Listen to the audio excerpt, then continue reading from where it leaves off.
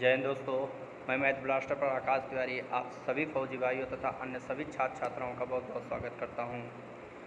तो जैसा कि आने वाले जो एग्ज़ाम चाहे आर्मी का हो या एसएससी एमटीएस हो और या ग्रुप डी हो, उनमें जो आपका जीके का संबंधित जो प्रश्न पूछा जाता है तो उसकी टेंशन आप लोग छोड़ दें और इस वीडियो को देखें और इनका नोट्स बनाएं और जितने पिछली वीडियो पढ़ चुकी हैं उनका भी नोट्स तैयार कर लें। तो अगर क्वेश्चन आएगा तो इस वीडियो से बाहर नहीं जाएगा आपका एक भी क्वेश्चन। तो ज़्यादा बात न करते हुए क्वेश्चन स्टार्ट करते हैं। तो कह रहा कि निम्न में से किस नृत्य शैली से माधवी मुग्दल संबंधित हैं। तो आपको इसमें देखना है तो किससे संबंधित हैं, उड़ीसी से। तो अब इससे संबंधित जितने भी प्रश्न हो सकते हैं तो आप लोगों को देखना है।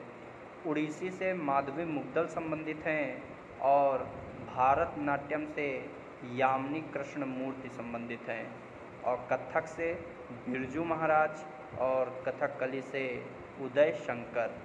तो ये जो नृत्य हैं उनसे संबंधित लोग थे।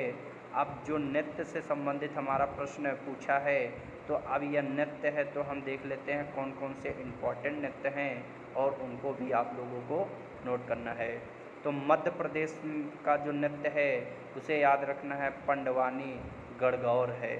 और असम में बिहू, उत्तर प्रदेश में नौटंकी और गुजरात में गरबा। तो ये आपको सभी याद रखने हैं। फिर उसके बाद आगे हम देखते हैं, आगे है कि गुजरात के बाद कर्नाटक में आपका कौन सा होगा, यक्षगान होगा। कौन सा होगा, यक्षगान होगा। फिर उसके बाद पंजाब भांगड़ा और गिद्दा और राजस्थान का कालबेलिया, घूमर, तेहरताली और भवाई नृत्य है। महाराष्ट्र में कौन कौन सा नृत्य होता है तो आपको याद रखना है, तमाशा और लावड़ी। उत्तराखंड का कजरी छौलिया। जम्मू कश्मीर कुंद, डंडी नाच, राउफ। वेरी इंपॉर्टेंट है, राउफ ज़रूर लिख लेना। हिमाचल प्रदेश छपेली, डांगी, थाली। तो ये थाली और छपेली इन दोनों को इम्पॉर्टेंट है, नोट कर लेना। बिहार में छऊ, विदेशिया, जाट जाटिन। तो ये आपका जाट जाटिन जो है ये पूछा हुआ है तो इसे भी आप लोगों को नोट करना है। केरल में कौन सा नृत्य है, कथकली, मोहिनीअट्टम और नागालैंड का लीम छोंग। पश्चिम बंगाल जात्रा, ढाली, छाऊ। तो जात्रा इम्पॉर्टेंट है, इसे ज़रूर नोट करना। गोवा का मंदी और डकनी। तो और आंध्र प्रदेश का कुचिपुड़ी इम्पॉर्टेंट है, इसे ज़रूर नोट करना। झारखंड विदेशिया और छऊ, विदेशिया और छऊ। तो अब यहाँ पर आपने देखा झारखंड में विदेशिया और छऊ है और बिहार में विदेशिया और छऊ है। तो आपको को घबराना नहीं है। यहाँ पर आपको जब ऑप्शन देगा तो एक ही देगा। अगर विदेशिया देगा तो या तो बिहार देगा ऑप्शन में और या तो झारखंड देगा। तो इसे नोट करना है आप लोगों को। अगला प्रश्न है, कह रहा नोबेल पुरस्कार पाने वाले प्रथम भारतीय थे। तो कौन थे, तो रविंद्रनाथ टैगोर। तो नोबेल पुरस्कार पाने वाले प्रथम भारतीय रविंद्रनाथ टैगोर। तो अब आपको याद रखना है, इसमें इम्पॉर्टेंट है, रविंद्रनाथ टैगोर को कब मिला था, तो 1913 में। और किस क्षेत्र में, गीतांजलि इनकी एक पुस्तक थी उसमें इनको नोबेल पुरस्कार मिला था।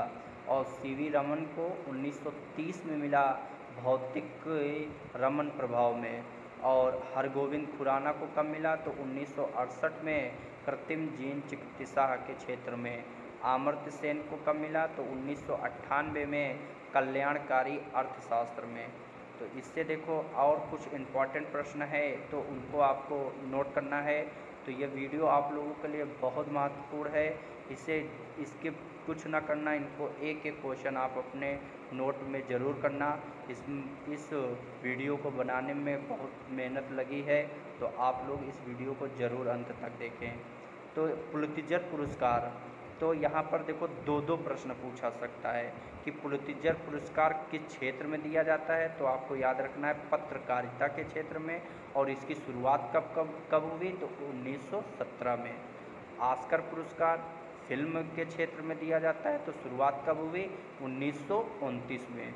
नोबेल पुरस्कार ये 6 क्षेत्रों में दिया जाता है, इसकी शुरुआत 1901 में हुई। और बोरलॉन्ग पुरस्कार कृषि के क्षेत्र में दिया जाता है और इसकी शुरुआत कब हुई, तो 1973 में।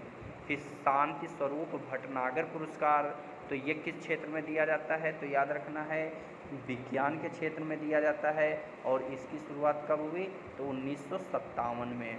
फिर उसके बाद फिर आपको याद रखना है फिर रेमन मैग्सेसे पुरस्कार, तो ये किस क्षेत्र में दिया जाता है, तो जन सेवा के क्षेत्र में। और इसकी शुरुआत कब हुई है, तो याद रखना है इसकी भी 1957 में।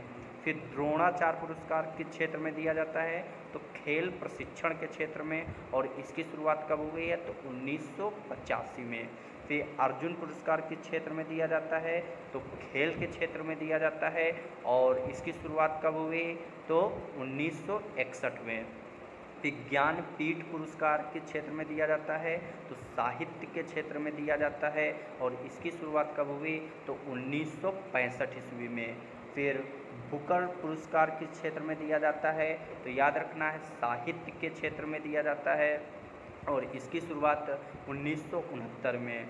दादा साहब फाल्के पुरस्कार किस क्षेत्र में दिया जाता है, तो फिल्म के क्षेत्र में दिया जाता है और इसकी शुरुआत कब हुई, तो 1969 में। फिर मैन बुकर अंतर्राष्ट्रीय पुरस्कार जो है वो पुरस्कार है जो साहित्य की शुरुआत कब हुई, 2005 में।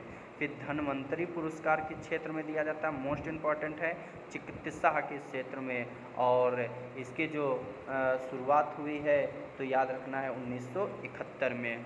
फिर उसके बाद आपको याद रखना है साहित्य पुरस्कार जो है वो साहित्य के क्षेत्र में दिया जाता है, इसकी शुरुआत 1955 में हुई।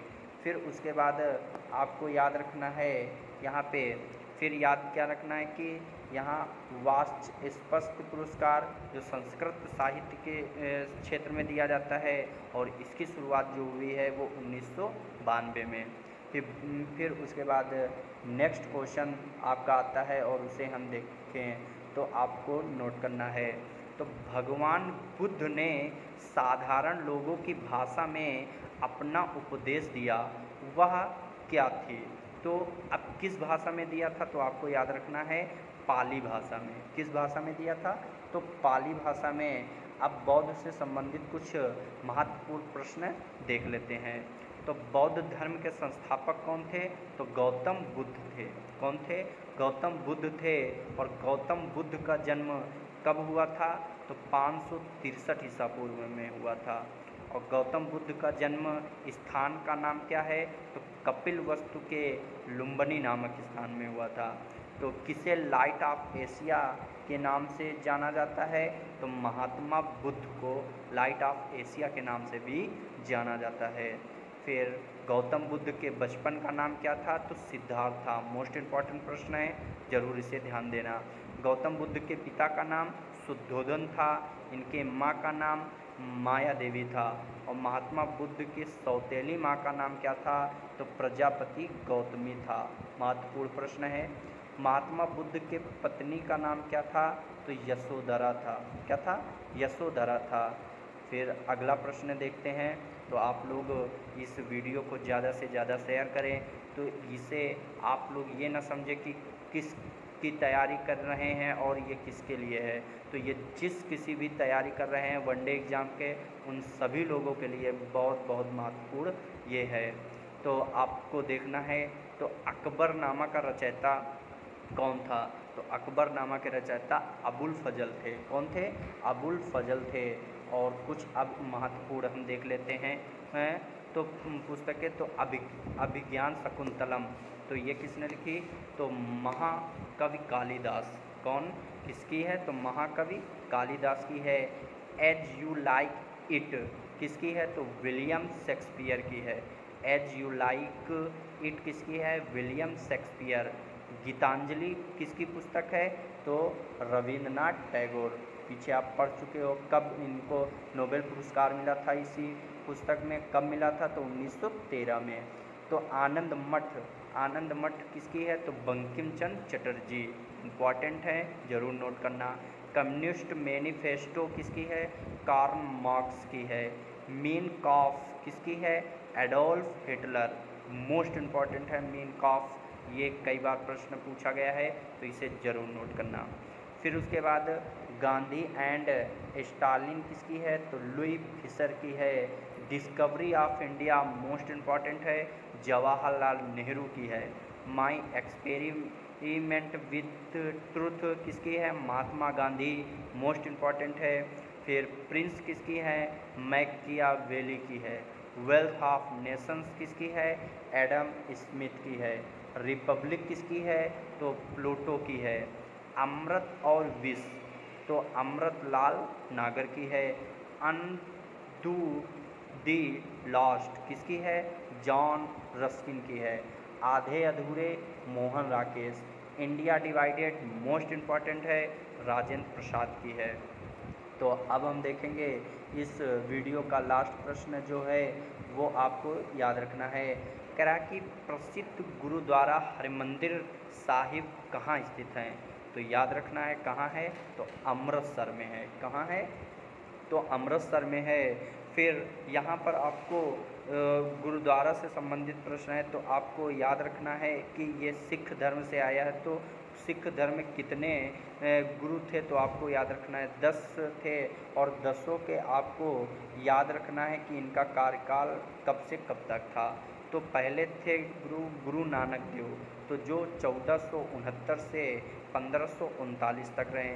फिर दूसरे थे गुरु अंगद देव।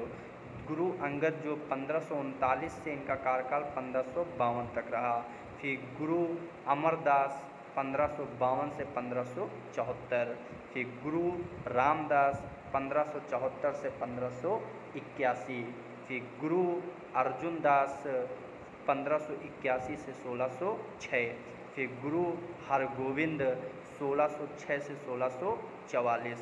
फिर गुरु हरराय 1644 से 1661।